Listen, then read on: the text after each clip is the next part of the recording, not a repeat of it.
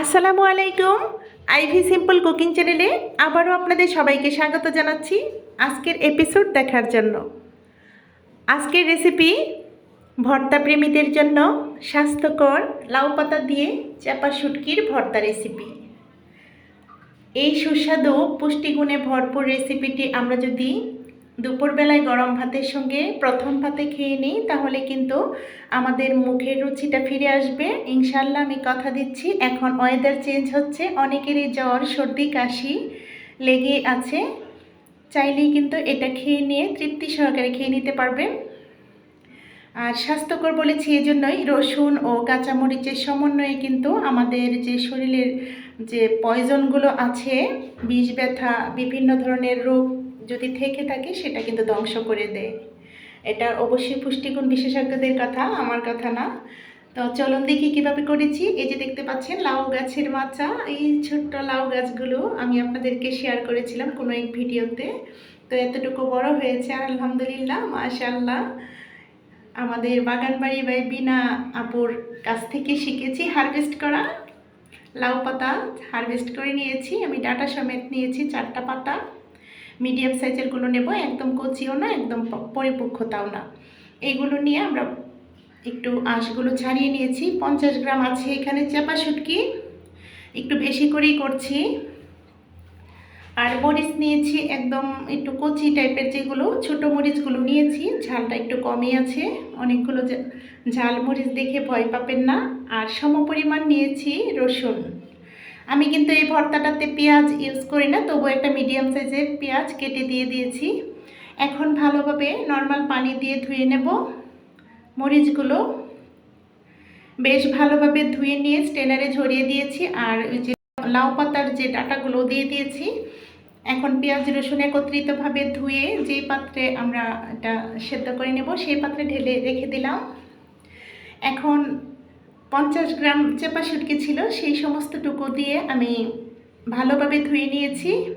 একটা স্ট্রেনারে, অসমান একটা স্ট্রেনারে ধুয়ে নিতে চেষ্টা করব। লাউ পাতাগুলো ধুয়ে তারপরে একদম পানিটা নিংড়ে নেব বেশ ভালোভাবে। সবগুলো উপকরণ ধোয়া হয়ে গেলে আমরা একটা কড়াই কিংবা ফ্রাই প্যানে, যেটাতে আমরা এটা সেদ্ধ করে নেব, সেটাতে রেখে দিয়েছি। পাত্রটাতে রেখে দিয়ে দেখতে পাচ্ছেন ধুয়ে রাখা সমস্ত চাপা শুটকিগুলো কিন্তু লাউ পাতায় মুড়িয়ে দিয়েছি। আমি এই ভর্তা রেসিপিটা সবসময় করে থাকি। লাউ পাতা যখন না থাকে তখন কিন্তু কচু পাতা দিয়েও করা যায়, বিভিন্ন সময়ে আমরা এটা করে নিতে পারি। তবে এখন একটা সিজনলি সবারই একটু শারীরিক সমস্যা হচ্ছে, সেটার জন্য কিন্তু অনেকটাই উপকার হয় এটা খেলে। তো আমি কিন্তু সমস্ত উপকরণগুলো দিয়ে লাউ পাতায় মোড়ানো যে চাপা শুটকিগুলো মরিচ ও রসুনের উপরে দিয়ে সামান্য পরিমাণ নর্মাল পানি দিয়ে জাল করে নিচ্ছি। চুলার আগুনটা কিন্তু মিডিয়াম টু হাই ফ্লেমে করে আমরা এটা সেদ্ধ করে নেব ঢেকে, তাহলে কিন্তু কালারটা বজায় থাকে, সুন্দর সুঘ্রাণটাও বজায় থাকে। তো পানিটা শুকিয়ে যাওয়ার আগ পর্যন্ত আমরা এটা ভালোভাবে সেদ্ধ করে নেব। সেদ্ধ কিন্তু হয়ে গেছে, আমরা ওই পরিমাণে পানিটা দেব যেন পানিটা শুকিয়ে যায়, কাঁচামরিচ ও রসুনগুলো সেদ্ধ হয়ে যায়। তো এখন পানিটা শুকিয়ে যাবার পর আমি একটু ভেজে নিচ্ছি শুকনো কলাই, একদম ভালোভাবে যেন পানিটা শুকিয়ে যায় সেভাবে আমরা একটু খুন্তির সাহায্যে একটু নাড়াচাড়া করে নেব। নিচে কিন্তু একটু লাল বর্ণ হয়ে গেছে, পোড়া পোড়া টাইপের, এটা সমস্যা নেই, খুব সুন্দর সুঘ্রাণ বেরোচ্ছিল। এই পর্যায়ে স্বাদ মতো লবণ দিয়ে দিয়েছি। আসলে আমাদের ওই যে আগেই বলেছি স্বাস্থ্যকর একটা রেসিপি, লবণটা কাঁচাই ব্যবহার করে থাকেন অনেকে, আমি কিন্তু এভাবেই করে থাকি। আমাদের বডির জন্য অনেক ক্ষতিকর এই কাঁচা লবণটা ইউজ করা, খাওয়া। তাই আমরা চেষ্টা করব, লবণটা একটু ভাজা হয়ে যাচ্ছে কিন্তু, আর আগে লবণটা দেবেন না। আগে লবণটা দিলে হয় কি একদম পানি পানি ছেড়ে দেয়, অনেকটাই পানি উঠে যায়। সেজন্য আমরা শেষ পর্যায়ে আমরা লবণটা দিতে চেষ্টা করব। লবণটা দিয়ে ভালোভাবে নাড়াচাড়া করে একটু ভেজে নিয়ে তারপর আমি শিলপাটায় চলে আসলাম। সমস্ত ভেজে রাখা উপকরণগুলো শিলপাটায় ঢেলে রেখে দিয়ে এখন বেটে নিচ্ছি। একদম মিহি করে বাটবো না, আধো ভাঙা করে নিয়ে নেব। আর আপনারা যদি চান এটা কিন্তু একদম মিহি করে বেটে নিতে পারেন।